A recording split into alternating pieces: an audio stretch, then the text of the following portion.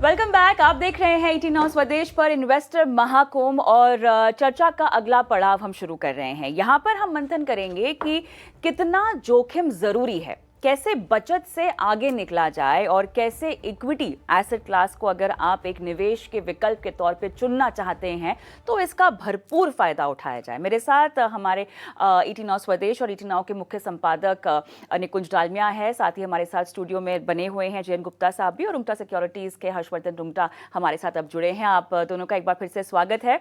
और ब्रेक पर हम गए, उससे पहले जहां पर आपने बात छोड़ी थी हम वहीं से शुरू करते हैं। तो क्या जोखिम बिल्कुल भी लेना सही नहीं है?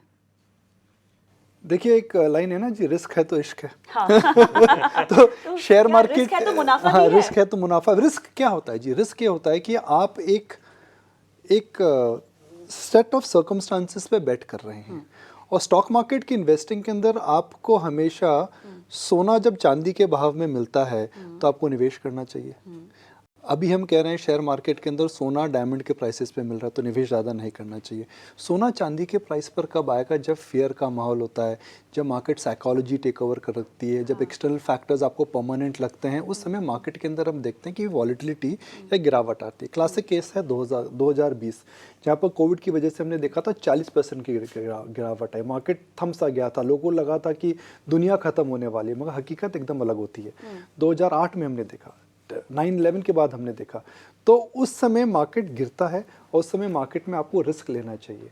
अब रिस्क की जो डेफिनेशन है कविता जी, इक्विटी इन्वेस्टमेंट में आप मेरे से ज़्यादा जानते हैं, अगर आपने इक्विटी में निवेश करा तो 1 साल से कम में your chances of losing money are more than 50%, less than 3 years it is 25%, 10 year plus you don't lose money in equities.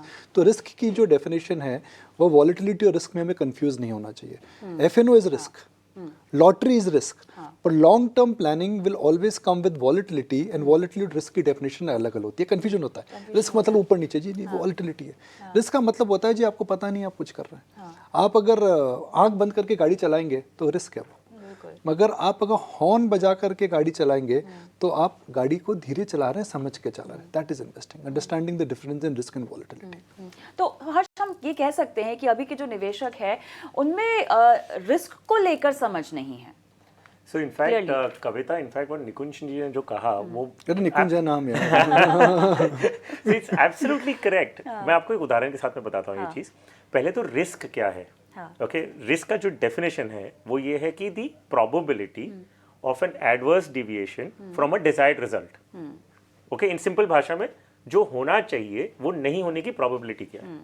Okay, so risk of jumping from a 15 floor building is what? Not dying. That is risk, no? क्योंकि आप 15 माले की building से कूदेंगे तो आप ideal outcome क्या है कि उसमें इंसान की डेथ होती है। उसमें रिस्क क्या है? Jumping from a 15 floor building, you will not die. Correct. Now जब आप इक्विटी में इन्वेस्ट करते हैं, आप अगर ये समझ के इक्विटी में इन्वेस्ट कर रहे हैं कि मार्केट सिर्फ एक तरफ ऊपर जाएगा, तो आपकी समझ गलत है। इक्विटी मार्केट रिएक्ट करता है जो उसके कंपनी के साथ में हो रहा है। कोई अच्छी चीज हो रही है तो प्रॉफिट होगा तो प्राइसेस बढ़ेंगी। निकुंज ने एग्जांपल लिया 2020 का, वो इकोनॉमिक पूरा स्टैंड स्टिल हो गया था एक पॉइंट के लिए, तो मार्केट ऊपर जाएगा कि नीचे जाएगा? तो मार्केट नीचे ही आना है, राइट? सो वो तो जो होना है वही हो रहा है। तो रिस्क कहाँ हुआ? The correct terminology is volatility, कि so equity investments are subject to market volatility. ये होना चाहिए था डिस्क्लेमर। हम रिस्क बोल के सबको पहले डरा चुके हैं, राइट? सो रिस्क की जो परिभाषा है that needs to first change. So volatility, markets are volatile. अब जो आपका सवाल था कि क्या इन्वेस्टर अपनी रिस्क प्रोफाइल को नहीं समझ पा रहा है, द रिटेल इन्वेस्टर नहीं समझ पा रहा है, क्योंकि हमने अनगिनत शोज किए हैं। अब तो हमारे पास जो क्वेरीज आती हैं वो हमने पैटर्न समझ लिया अभी, कि जब मार्केट तेजी में होता है सारे इन्वेस्टर्स आते हैं ये कहते हुए कि भाई मैं स्मॉल कैप में इन्वेस्ट कर रहा हूँ। तो ये क्या कर रहे हैं? वो यही कर रहे हैं कि वो पास्ट रिटर्न्स देख रहे हैं कि पिछले 1-2 साल में स्मॉल कैप ने 30, 40, 50% रिटर्न दिया, तो यही उम्मीद के साथ वो आगे भी आ रहे हैं। सो इन्वेस्टर ओवर एस्टिमेट करता है अपनी रिस्क टेकिंग कैपेसिटी को बुल रन में, और मार्केट अगर 5% भी करेक्ट होता है ना, तो उनको पता चल जाता है कि रिस्क टेकिंग कैपेसिटी कितनी है। युवाओं के नजरिए से इस रिस्क तो हम फिर भी समझ सकते हैं क्योंकि वो युवा हैं, उनको झटपट पैसे कमाना है। लेकिन जो ट्रेंड की आप बात कर रहे हैं वो ट्रेंड तो हमने वरिष्ठ नागरिकों में भी आता हुआ देखा है। कई सवाल हम ही ने जवाब दिए हैं जहाँ पे लोग कह रहे हैं कि हम रिटायर हो चुके हैं और हमें अब इतना पैसा है, हमारी जमा पूंजी है, इसको आप बताइए हमें कैसे लगाना चाहिए ताकि हमें उसमें से रेगुलर इनकम मिले। और ये 60 साल प्लस के लोगों के सवालों की मैं बात कर रही हूँ। तो ये जोखिम को नहीं समझ रहे हैं, या ये भी सिर्फ जो बुल रन है, जो रिटर्न देख रहे हैं बाजार में, उसके लिए आगे बढ़ रहे हैं? अगर आप कोई भी इन्वेस्टर का, जो हमारे कितने शोज में बात कर रहा हूँ, सिंपल सा एक चीज आता है कि वो क्या देखते हैं, कोई ऑनलाइन पोर्टल पे जाके वो बोलेंगे कि पिछले 1 साल 2 साल का रिटर्न क्या है, वही स्कीम बहुत अच्छी है। हाँ। अगर वो सिलेक्शन ही उस बेसिस पे कर रहे हैं तो वो क्या देख के इन्वेस्ट कर रहे हैं? वो रिटर्न्स, इन्वेस्टर सिर्फ रिटर्न्स चेस कर रहा है। रिस्क प्रोफाइलिंग, एसेट एलोकेशन, ये सब तो हम बहुत बोल रहे हैं, और कम लोग हैं जो उसको लागू कर पाते हैं। बिकॉज आप कविता एक चीज समझिए कि किस इंसान को अच्छा लगेगा जब बुल रन में मार्केट 20-30% सबको रिटर्न दे और आपका एसेट एलोकेशन प्रोफाइलिंग में आपको 10-12% का रिटर्न मिल रहा है, तो उन्हें वो बुरा लगने लग जाता है। क्वेश्चन ये है कि आप अपनी रिस्क प्रोफाइलिंग करके आपके गोल्स के टाइमलाइन के हिसाब से, और मोस्ट इंपॉर्टेंट चीज जो अगेन आई एम हाईलाइटिंग, इन्होंने संक्षेप में सब कुछ बता दिया। जो उन्होंने बताया कि भाई 1 साल में अगर आपका होल्डिंग पीरियड 1 साल का है तो प्रोबेबिलिटी ऑफ लॉस इज 50%। और स्टेटिस्टिकली देखा गया है, बहुत सारी रिसर्च रिपोर्ट्स हैं, उसका break even point is actually 8 years, कि अगर किसी इंसान ने हर महीने, SIP की बात कर रहा हूं मैं, हर महीने इन्वेस्ट किया है लगातार बिना रुके 8 साल तक अगर इन्वेस्ट किया है तो प्रोबेबिलिटी ऑफ लॉस बिकम्स 0। तो पहली चीज एक इन्वेस्टर के मन में क्या होती है, मुझे लॉस नहीं होना चाहिए, तो उसके लिए शर्त क्या है अभी कि 8 साल रुके। हाँ। तो ये स्टेटिस्टिकली बताया गया है कि 8 साल के ऊपर, सो मान लीजिए 10 साल तक एक्सटेंड कर लेते हैं, वॉलेटिलिटी बढ़ गई, अगर आप 8 से 10 साल तक अगर आपने लगातार हर महीने इन्वेस्ट किया है, स्टेटिस्टिकली ये बताया गया हिस्टोरिकली कि आपको लॉस नहीं होगा। So that takes away one element of your uncertainty. अब दूसरी एलिमेंट आता है कि क्या मेरे पास वो क्षमता है 8 और 10 साल के रुकने की। लोगों के 2 साल के आगे के गोल होते हैं, बोलते हैं कि नहीं मुझे रिटर्न चाहिए, कि 2 साल के लिए भी मैं ही कर रहा हूँ, और 2 साल में जो प्रोबेबिलिटी ऑफ लॉसेस मान लीजिए 40%, तो 40% चांस है आपको लॉस होगा, राइट। लेकिन वो बोलते हैं 60% में अपने आप को बिलीव करते हैं कि मैं तो वो लकी इंसान हूँ जो मेरे साथ कभी गलत नहीं होगा, और मैं वो 60% में हूँ जो मुझे प्रॉफिट ही होना है। ठीक है, पॉजिटिविटी इज गुड, लेकिन अगर आपके गोल बच्चों की पढ़ाई के लिए, तो फिर ये positivity can be very dangerous, वो किसी काम नहीं आ सकता। सो यस, इन्वेस्टर्स अपनी रिस्क प्रोफाइलिंग यकीन मानिए नहीं मानते हैं। मैं अपनी प्रैक्टिस में बता रहा हूँ, हम एसेट एलोकेशन बना के देते हैं 60-40 फॉर एग्जांपल, 60 इक्विटी 40 डेट। अब मार्केट जो तेजी में है वो बोलते हैं कि यार 40% में मुझे 7-8% return is not good, debt is not good, सब इक्विटी में डालो। और ये चीज जब तक अच्छी चल रही तब तक ठीक है। लोगों को ऐसा हाल हो चुका है, Nikunj you will also concur with me, लोगों को 18-20% का रिटर्न कम लगने लगा है। जी हाँ, जी हाँ। आई मीन देन कोई आंसर नहीं है इस चीज का। आई मीन वो रिस्क प्रोफाइल, रिटेल इन्वेस्टर अगर सिर्फ रिटर्न देख के, पास रिटर्न देख के इन्वेस्ट कर रहा है, वो अपनी रिस्क प्रोफाइल नहीं समझ रहा है। अब ऐसे में क्या नहीं करना भी रिस्क लेना हुआ एक तरीके का? से एक पीटर लिंच की कहावत है that the biggest risk in the life is the risk of doing nothing. तो कुछ आप नहीं करेंगे तो एक सबसे बड़ा रिस्क आप ले रहे हैं। इमेजिन आप करिए कि आपने पिछले 15 साल में फिक्स डिपॉजिट में पैसा रखा, तो आप उसमें टैक्स दे रहे हैं, आप इन्फ्लेशन को बीट भी नहीं कर पा रहे हैं। तो एक वो बहुत बड़ा रिस्क है जब हम देख रहे हैं कि ये हिंदुस्तान की इकॉनमी इस प्रकार से चेंज हो रही है, डिजिटाइजेशन हो रहा है, यंग पॉपुलेशन आ रही है, इतनी बढ़िया ग्रोथ है, तो everybody should participate in India's growth. The best way to participate in India growth is that you think long term, you start early, you invest regularly, and if you should buy a piece of India's growth. Hindustan की growth में participate करने का सबसे easy तरीका equity market या capital market, जहाँ पर entrepreneurs आते हैं, वह बिजनेसेस बड़ा करना चाहते हैं, आप उनके साथ हिस्सेदारी ले सकते हैं। तो मेरे से जब लोग पूछते हैं कि भाई क्या करना चाहिए, मैं बोला सबसे पहले तो आपको रेगुलरली इन्वेस्ट करना चाहिए, आपको लंबी अवधि के लिए निवेश करना चाहिए, और आप जब निवेश करते हैं तो आपकी डेफिनेशन ऑफ रिटर्न आपके माइंड में मॉडरेट होनी चाहिए, नॉट एक्स्ट्रॉर्डनरी होनी चाहिए। आप इन 3 कारणों से निवेश करते हैं। कविता, एक एग्जांपल मैं देता हूं जो कि एक मैजिकल नंबर है। अगर मैं बोलूं जी 20 साल में आपका पैसा 100 गुना हो गया, शायद आप वो इक्वेशन जानते हैं, पर मैं दर्शकों को बार बार ये बताता हूँ, तो आप बोलेंगे अरे यार ये तो क्या रिटर्न है, 20 साल में 100 गुना, मगर हुआ है, और एक सिप में हुआ है। क्योंकि अगर आप 20%, 25% पर 10 ईयर्स तक कंपाउंड करते हैं, 10 गुना हो गए। हाँ। अगर आप 20 साल तक 25% के लिए कंपाउंड करते हैं, 100 गुना हो गए। यही इंडिया है। आपका जब सेंसेक्स चालू हुआ था गुप्ता जी, मैं तो बता रहा हूँ 1982 में 100 था, जस्ट 1000 पहुंचा था, 1000 पहुंचा था 1983 में, तब इतना हल्ला हुआ था कि सेंसेक्स 1000 हो गया, और बोलता कि क्या स्टेबल होगा 10,000 4,000 में मैंने अपना करियर चालू करा था, बस 80,000 तो मैं तो बता रहा हूँ, मैंने उस जमाने से देखा है। मेरे बाल उड़ गए, आपके बाल सफेद हो गए, सेंसेक्स के ऊपर जा रहा है।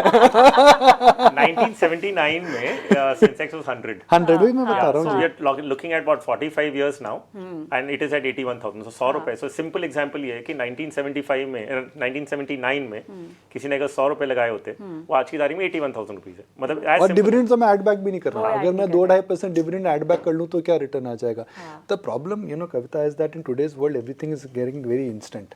या तो इंस्टाग्राम हो रहा है, या फिर इंस्टा कॉफी हो रही है, या फिर इंस्टेंट नूडल्स हो रहे हैं, इंस्टा चाय हो रही है, वो इंस्टा हो रहा है। तो वो इंस्टा के अंदर हमको लगता है कि आज लो कल रिटर्न लाओ। इक्विटी वो नहीं होती है। Equity is about taking it easy. वो कहते हैं ना अंग्रेजी में, take a chill pill. Chill and invest, क्या कहेंगे? नहीं, मैं ये बोल रहा हूँ कि जैसे रुंगटा जी ने बोला, आपने बोला, देखिए जो रिस्क है, जी हाँ, risk is always related to your position. जी हाँ, जी आज हम यहाँ बैठे हैं तो रिस्क है छत गिर जाएगी, जी हाँ, जमीन टूट जाएगी, रिस्क है।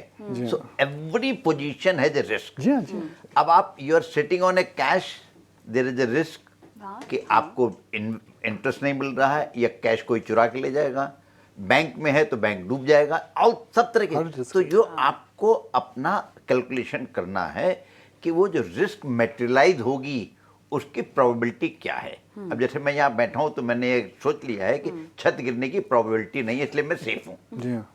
तो दिस देख लेता हूँ ऊपर। Is where every investor has to do कि आपका जो पैसा है, पहले तो आपकी क्या रिस्क है, उसकी प्रोबेबिलिटी क्या है, जैसे रुंगटा जी ने बोला, और मैं उस रिस्क को कितना झेल सकता हूँ। अगर आपकी रिस्क बियरिंग कैपेसिटी नहीं, कि कोई लॉस की कैपेसिटी नहीं है, देन 100% सेफ इन्वेस्टमेंट आरबीआई के बॉन्ड जी हाँ, होने चाहिए कि इसमें कोई नहीं है, क्योंकि आरबीआई अगर डूबेगा तो आप जिंदा बचोगे नहीं, मतलब इस तरह की वाले जी हाँ, जी हालत हाँ, है जी हाँ, इस तरह की। बट आपको सब, इसीलिए मैं बोलता हूँ कि हर आदमी, अगर इंडिया में इतने 130-140 करोड़ रुपए लोग हैं, सबको ये जानकारी नहीं है कि रिस्क को कैसे इवेल्युएट करते नहीं, हैं। सही बात है। इसीलिए आपको किसी समझदार आदमी के पास, जो आपका, देखिए क्या होता है, हितैषी कोई फ्री वाला नहीं मिलेगा कि आप बोलो और आप मेरे पास आओ, चलिए मैं तो मान लीजिए दूंगा, लेकिन जो भी इन्वेस्टमेंट एडवाइजर होंगे, रिसर्च एनालिस्ट होंगे, वो बिना पैसे के काम नहीं करेंगे। तो पैसा जी दीजिए, हाँ, जी हाँ। लेकिन उससे सलाह लीजिए और सोच के, लेकिन कभी भी सारे एक्स को एक जी बास्केट हाँ, में नहीं नहीं, सही डालिए। बात है। सही बात है। और दूसरा है, जोमेटो और स्विगी की तरह से 10 मिनट में रिटर्न का एक्सपेक्टेशन मत Expectation ना रखिए करें। कि अभी 10 बजे हमने शेयर खरीदा 100 रुपए पे और 120 हम 10:10 पे भेज देंगे। ऐसा नहीं होने वाला है। अगर ऐसा हुआ तो आप तुरंत पैसा लेके निकल जाइए, दोबारा मत। Then you are lucky, then you skill और लक में डिफरेंस है। कविता एक लाइन बनाते हैं, अभी जहन में आई, जी, शायद मैं हर्षवर्धन से इंस्पायर्ड हूँ। उन्होंने बोला कि रिस्क क्या होता है कि जो इवेंट के विपरीत जाता है। हाँ, so the risk in FnO is that you actually end up making money, क्योंकि 93% लोग तो पैसा कमाते हैं ना। So the risk in FnO is that you are making money, है ना। And the risk in long term investing for 10 years beyond is that you lose money. तो 10 ईयर के ऊपर 100% प्रोबेबिलिटी है पैसा बनाते हैं। तो रिस्क लेना है तो एफएनओ में ये रिस्क होगा कि आप पैसा बना रहे बना हैं, लेंगे। वो रिस्क है। सही बोल रहा हूँ मैं? हाँ, हर्ष। मैं रिस्क को एक और एंगल से आपको समझाऊंगा। मान लीजिए एक जगह पे खुली आग है, मतलब आग लगी हुई है कहीं पे, एक वाइल्ड फायर है, रिस्क है। आप जाएंगे उससे सिगरेट सुलगाने की जो मूवीज में दिखाते हैं, कोशिश करेंगे, रिस्क है। कौन सी पिक्चर देख रहे हो भैया? जोकर देख रही होगी। ओके, अगर एक एरिया में आग लगी हुई है, रिस्क है ना, बिकॉज सब कुछ नष्ट कर देगी, सब कुछ खत्म कर देगी, राइट। तो आग को हम रिस्क कह रहे हैं, राइट। लेकिन उसी आग को अगर आप कंट्रोल करके बर्नर में डालते हैं तो किचन में आपके गैस का काम करती है, राइट। सो रूल्स क्या है? सिंपल, इक्विटी में रिस्क है। अगर आप बिना समझे जाके उसे छेड़खानी करोगे तो आप पैसे गवाओगे, हाथ भी जलाओगे। It's like playing with wild fire. लेकिन उसी इक्विटी को अगर आप एक नियंत्रण, एक रूल्स में एक फॉलो करेंगे, discipline, behaviour, time, goals, asset allocation follow करेंगे, तो it's like putting that fire into a burner. तो आपके किचन में गैस का काम करेगा। एंड किचन में गैस के बिना कोई इक्विपमेंट वैल्यूबल नहीं है, मतलब then it is a store where house है, सामान रखने की जगह है बस। Kitchen is not a kitchen without a gas. तो सिमिलरली अगर आपके पोर्टफोलियो में अगर आपने इक्विटी नहीं रखा है, कम मात्रा में, ज्यादा में उसमें नहीं जा रहा हूँ फिलहाल, लेकिन अगर आपने इक्विटी अपने पोर्टफोलियो में नहीं रखा है तो आपका portfolio is actually not beating inflation. तो पैसे बचत करके कोई फायदा नहीं है, इसे आज खर्चा कर दीजिए। बिल्कुल। रिस्क की हम बात कर रहे हैं तो एक चीज हल्के नोट पे बोलना चाहती हूँ कि गुप्ता साहब हमारे यहाँ की चाय नहीं पी रहे हैं। वो रिस्क बिल्कुल नहीं लेना चाहते, लेकिन इनका मग मुझे बहुत क्यूट लगा। हाँ, आपने आपकी और आपकी वाइफ की तस्वीर वाला यहाँ पर मग डाल रखा है, लेकिन आपने चाय नहीं पी हमारे यहाँ। हम अज्यूम क्यों कर रहे हैं कि वाइफ है? ओह, तो मैंने सोचा ही नहीं सर, ये तो समझ देनी पड़ेगी। But knowing my character problem. तो इक्विटी के बारे में भी वही है, know the character of Character, equity, exactly, which is that equity will always be volatile, जिसे हम कहते हैं दिल की धड़कन ऊपर नीचे होती है, इक्विटी मार्केट ऊपर नीचे होता है। देखिए एक सिंपल सा उदाहरण मैं देता हूँ ताकि हमारे दर्शकों से थोड़ा सा रिलेट कर पाए। पिछले 25 साल के अंदर हमने देखा है कि हर 5 साल के अंदर 2 छोटे इवेंट और हर 10 साल के में एक बड़ा इवेंट होता है। तो 9/11 हुआ, एक बड़ा इवेंट हुआ, मार्केट 30 से 40% गिरे। 2008 हुआ, एक बड़ा इवेंट हुआ, करीब 8-10 साल के गैप के बाद हुआ, मार्केट 40 से 50% गिरे। 2020 में एक बड़ा इवेंट हुआ, ये इवेंट्स कोई कॉल आउट नहीं कर पाया था। 9/11 किसी ने कॉल आउट नहीं करा था, GFC क्राइसिस किसी ने कॉल आउट नहीं करा था, कोविड तो किसी ने भी कॉल आउट नहीं करा था। मार्केट गिरते हैं। हर 10 साल में 2 या 3 इवेंट्स ऐसे आते हैं जिसके अंदर मार्केट 20% गिरता है। जैसे हमने देखा यूक्रेन रशिया का वॉर हो गया, मार्केट 20% गिरा। हमने देखा 2012-13 में टेपर टैंट्रम हुआ, मार्केट 20% गिरा। उसके पहले हमने देखा कि TMT मेल्टडाउन हुआ, मार्केट 20-25% गिरा। यह मार्केट की एक प्रक्रिया है कविता जी, ये आदिकाल से चली आ रही है और ये आदिकाल तक चलती रहेगी। Market is like a pendulum. पुरानी जमाने में हम सुई देखते थे ना कि टक टक करें सब, टक टक, इधर होता है फियर, इधर होती है ग्रीड। मार्केट इसी चक्र में चलता है। अगर आप फियर में भी निवेश करें और आप ग्रीड में भी बने रहें तो आपको जो संतुलन रहेगा बीच का रहेगा। वही बीच के संतुलन को हम कहते हैं long term investing. Stay on the course.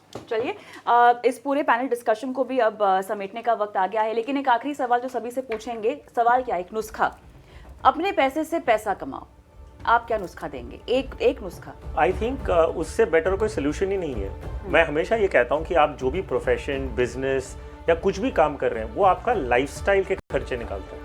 वो वेल्थ नहीं क्रिएट करता। बेसिकली जैसे आप अपने करियर में तरक्की करते हैं या बिजनेस में प्रॉफिट कमाने लगते हैं, आप अपनी लाइफस्टाइल बढ़ा लेते हैं, तो आपके खर्चे आपका काम निकाल देता है। लेकिन वेल्थ क्रिएट करता है आपके इन्वेस्टमेंट्स ही, और कोई तरीका नहीं आपको वेल्थ क्रिएट करने का। At least if you not a startup founder कि आपको अचानक बिलियंस ऑफ डॉलर्स का वैल्यूएशन हो जाए। अगर आप नॉर्मल नॉन स्टार्टअप फाउंडर्स हैं तो यही आपकी लाइफस्टाइल रहने वाली है। सो आपको अपने पैसों को जमा करना ही होगा, और फिर पैसे ही अपने आप जब पैसे कमाएंगे तब आपने रियल सेंस में वेल्थ क्रिएट किया। सर, किसी दूसरे के एक्सपीरियंस के बेसिस पे कभी इन्वेस्टमेंट ना करें। मैं अगर आपके आके बोलूँ कि मैंने 100 रुपये लगाया था 150 हो गया, तो आप भी बिना सोचे समझे 100 रुपये लगा के 150 ना कमाने की कोशिश करो। क्यों? क्योंकि मेरे सर्कमस्टेंसेस दूसरे हो सकते थे, मेरा चॉइस दूसरी हो सकती थी। आप हमेशा बिल्कुल जानकारी के साथ इन्वेस्ट करें। दूसरा है, कभी ये मत सोचें कि ये स्लॉट मशीन है कि आपने 1 रुपया डाला सिक्का और लीवर घुमाया और 1000 रुपये आपको टन टन करके आ गए। ऐसा नहीं होता है। हमेशा रिस्क रहती है। रिस्क को इवेलुएट कीजिए, किसी जानकार से सलाह लीजिए, और सबसे बड़ी ज़रूरत ये है, घर में अपनी पत्नी को जरूर बताएं आप क्या इन्वेस्टमेंट कर रहे हैं। नहीं तो परेशानी होगी, क्योंकि पत्नी आपका कंट्रोल लीवर होगी, आपको इधर उधर जाने से रोकेगी। यहाँ पे तो चाय भी नहीं पीने दे रही है। बिल्कुल, मैं तो ये बोलूंगी किसी और की। आपने जब वाइफ का जिक्र किया तो मैंने बोला कि आप तो शो पे क्या कर रहे हैं, ये वही मैं बोल रही हूँ, चाय भी नहीं देखिए पीनी। वाइफ टॉपिक बड़ा सेंसिटिव है, स्टूडियो के बाहर बात करेंगे। अच्छा, नारा क्या लेना चाहिए? हर महाकुंभ में हम एक नारा जो है वो स्थापित करते हैं। अब की बार रिस्क को लेकर या आपके पैसे से पैसे को कमाई को लेकर क्या नारा आप सोचेंगे? नहीं, देखिए नारा तो ये नहीं है, मगर the biggest risk in economy like India is the risk of not doing anything.